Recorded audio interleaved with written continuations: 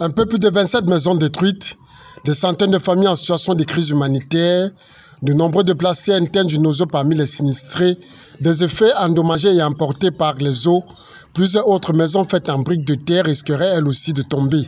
C'est le bilan de l'inondation qui a eu lieu à Santhiou la semaine dernière, causée par la forte pluviométrie qui s'est abattue ces derniers temps. Les populations de cet arrondissement, situées dans le département de la Ménois, sont sans abri et crient à l'aide. Global compassion. Comme nous a sécurisé, comme l'inondation nous a envahi. Donc nous remercions beaucoup sur le don qui nous est fait. Merci grandement. Merci. En rappel, il y a quelques années, une situation similaire s'était produite, causant de nombreux dégâts. Les populations attendent jusqu'ici la réaction des autorités administratives et municipales.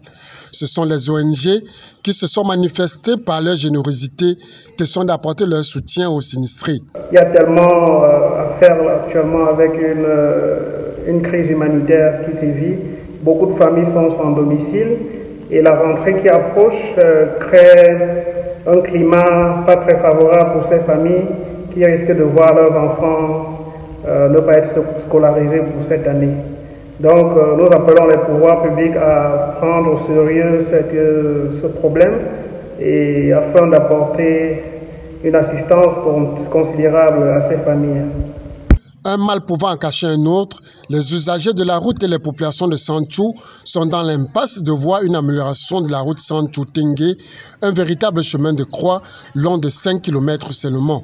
Le projet d'aménagement de cette rue régionale, numéro R606, qui date depuis janvier 2022, n'est toujours pas livré. Malgré les plaintes des usagers de la route, rien n'est fait et cela dure depuis 8 mois déjà. Depuis lors, le budget alloué à cette route n'est pas encore disponible. Entre-temps, les usagers souffrent et les véhicules aussi. Vivement que la situation s'améliore.